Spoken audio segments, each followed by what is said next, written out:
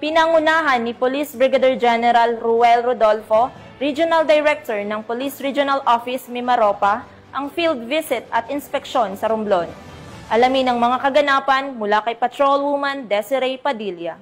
Pinangunahan ni Police Regional Office Mimaropa Regional Director, Police Brigadier General Ruel C. Rodolfo ang sinagawang field visitation at inspection sa Romblon Technical Support Platoon Headquarters, South Jongan at San Jose Municipal Police Station, Barangay Poblacion, San Jose, Romblon nito lamang Setyembre taong kasalukuyan.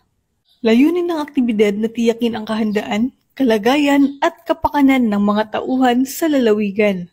Sa kanyang taktomen, binigyang diin ni Police Brigadier General Rodolfo ang kahalagahan ng disiplina, pagiging mapagmatsyag, at mahigpit na pagsunod sa 7-point agenda ng Acting Chief PNP, Police Lieutenant General Jose Melancio Sr. Tatas Jr., gayon din sa ligtas core pillars.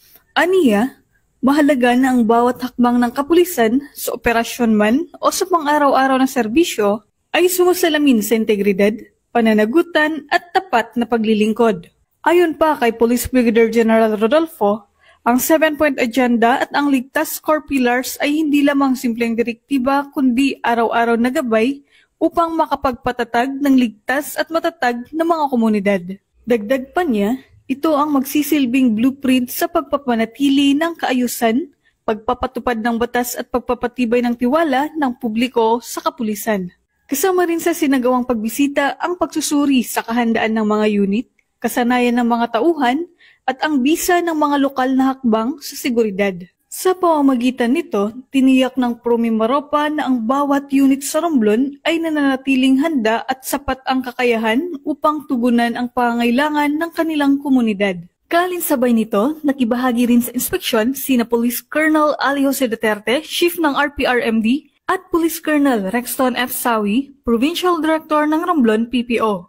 Ang kanilang pagtutok sa readiness evaluation ay bahagi ng mas pinaigting na kampanya upang mapatatag ang kapayapaan at kaayusan sa buong lalawigan ng Romblon.